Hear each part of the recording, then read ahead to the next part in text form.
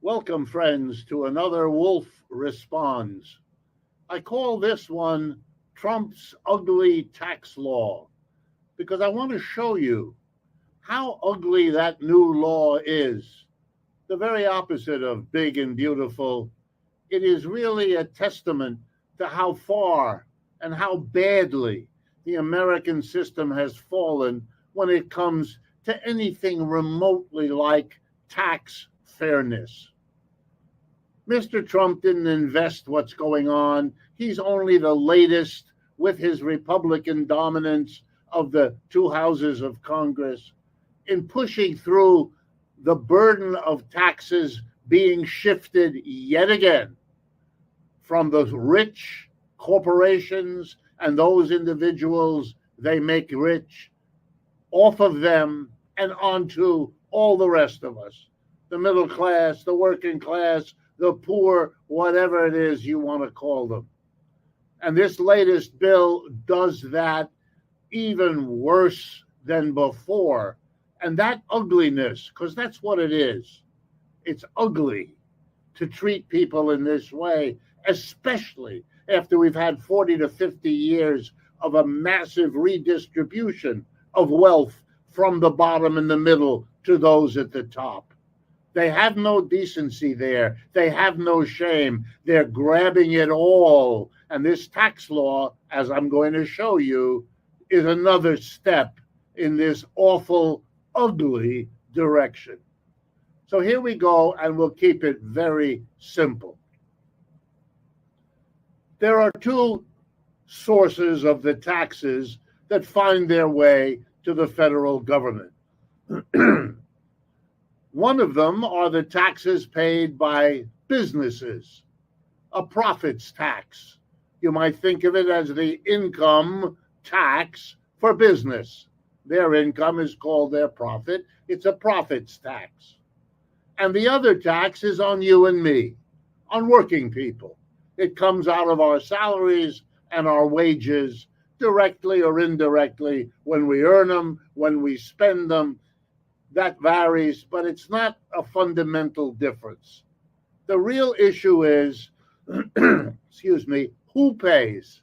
Corporations and the rich on the one hand, or all the rest of us, the vast majority, on the other. Now, there was a time in American history, more than once, but most recently, right after World War II, in the 1940s, 50s, 60s, into the 70s, when corporations and the rich were required to pay significant amounts of taxes. Oh, it's not that they hadn't shifted on to us beforehand. They had. No sooner was an income tax passed early in the 20th century than corporations and the rich went to work across the entire last century to shift it. But as late as the 40s, 50s, 60s, and 70s, corporations and the rich paid significant amounts. They don't anymore. It's really important that you understand that. Here's how it went. First, the corporations and the rich used their wealth to make donations to the politicians, to hire the lobbyists to work on the politicians who get elected, to change the law, to cut the taxes that they have to pay, down, down, down, starting in the 1960s and 70s and dropping progressively after that. Now they are at about as low as they have been. Mr. Trump gleefully provided another big tax cut after all the others in the December 2017 show in Washington. And the ugly tax law just passed a week or two ago is yet another step beyond the first step Mr. Trump took to cut the taxes of corporations and the rich. Okay, when the government does that, When the government does that, it then has to follow suit by accommodating the cut in taxes it's given to corporations and the rich. And how does the federal government do it? It finds somebody else to tax, or it cuts spending, but on who? On you and me. It dare not cut the spending on the corporations and the rich, because that's why corporations and the rich give them all that money to get into office so they don't mess with corporations and the rich. So over the years, the taxes on us somehow find a way of going up, whereas the taxes on corporations and the rich go down.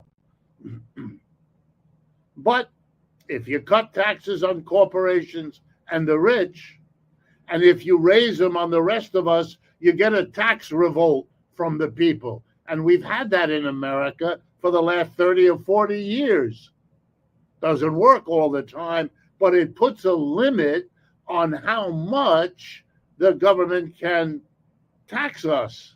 We're not willing, and that's a good thing about us, we're not willing to sit there and be patsies as the corporations and the rich get one humongous tax cut after another. So now the government has limits. It can't cut on us, the people. It can't get more taxes out of us, the people. So what does it do?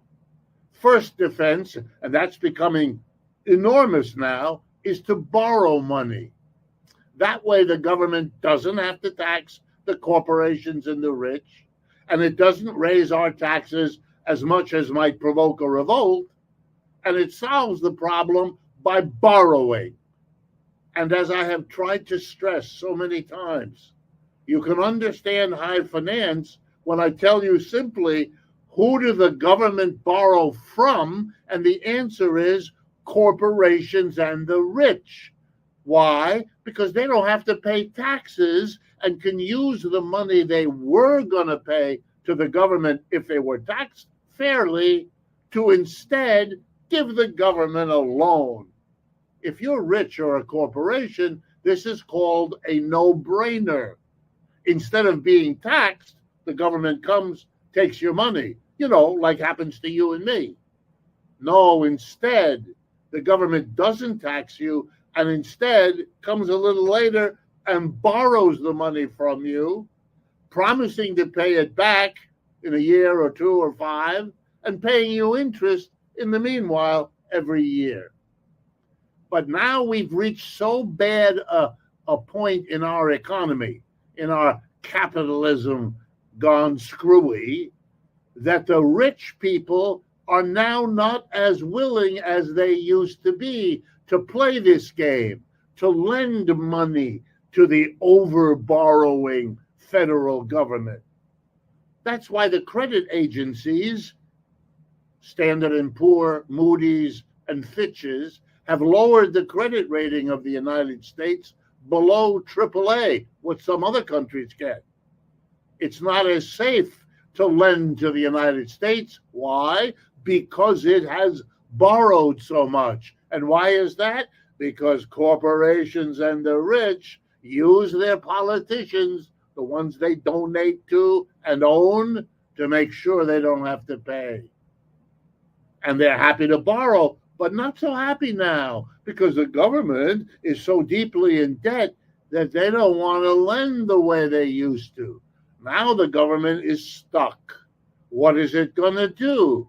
And the answer is it's going to find people that the Republican Party doesn't like.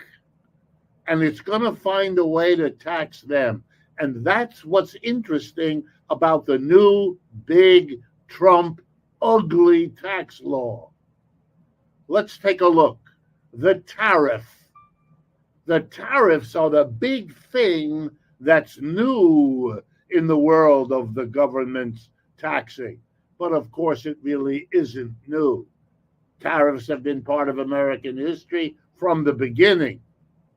But tariffs are now important because it's the only way left for the government to raise some money.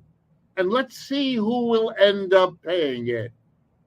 A tariff is a tax on goods that are brought in to the United States. They have to be paid by the businesses who bring in goods. You know, Walmart that brings in the goods that you can buy at the Walmart store, or Amazon that collects goods from around the world and then shovels them to you. All the companies that make things in America that have parts that have to be brought from around the world. For example, all of our automobile companies, all of our appliance companies, those that we have left. So it's companies, American companies, that bring the goods in, and foreign companies who have operations here who bring the goods in. Those companies pay Uncle Sam the tariff. But now here comes the good or the horrible news, depending on whether you're a corporation or a worker. If you're a corporation, what you do is pay that tariff and then raise the price of whatever you sell to recover for yourself what you have to give to Uncle Sam. So who in the end pays for the tariff? You and I, the American consumer. Who else has the new ugly tax bill targeted? Well, whoever the Republicans don't like. Big, rich universities. You know, the Harvards and the Yales and the Princetons and all of them, they're seeing a nice big tax hike. Why? Because the government doesn't like them. The people who come out of them with educations don't seem to like the Republicans all that much either, and therefore they get whacked. It's not a very large amount of money that we're talking about, but the symbolism is enough. You can see who the Republicans are going after to try to solve the problem they made worse by borrowing all those years and by letting corporations and the rich keep reducing what they pay. It puts all the rest of us in a terrible bind. And finally, what do we see? The government going through and firing all those federal employees, cutting the budget, destroying the education department, canceling foreign aid, wiping out. Why?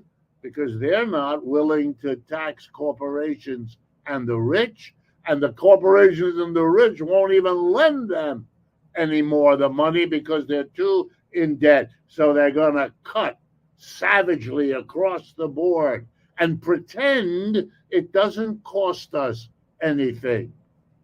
You want to know one of the reasons why the rest of the world is changing its attitude towards the United States? It's because we're not doing foreign aid. Oh, yeah, our religions may tell us, help those, quote, less fortunate than yourself. But we just cut that back, or we allowed a leader in our name to do that. That's going to cost us around the world. We are not in the position we were. And this tax cut panders to the richest amongst us at our expense. And let me assure you, the prices will be going up to make us pay for all the circus of tariffs that Mr. Trump has been treating us to over the last 6 months. If interventions like this strike you as interesting and useful, please share this video with coworkers, friends, neighbors, relatives, whoever might be interested. It's a kind of conversation that we all ought to be having, since we all have to live with the results of what is being done in our name.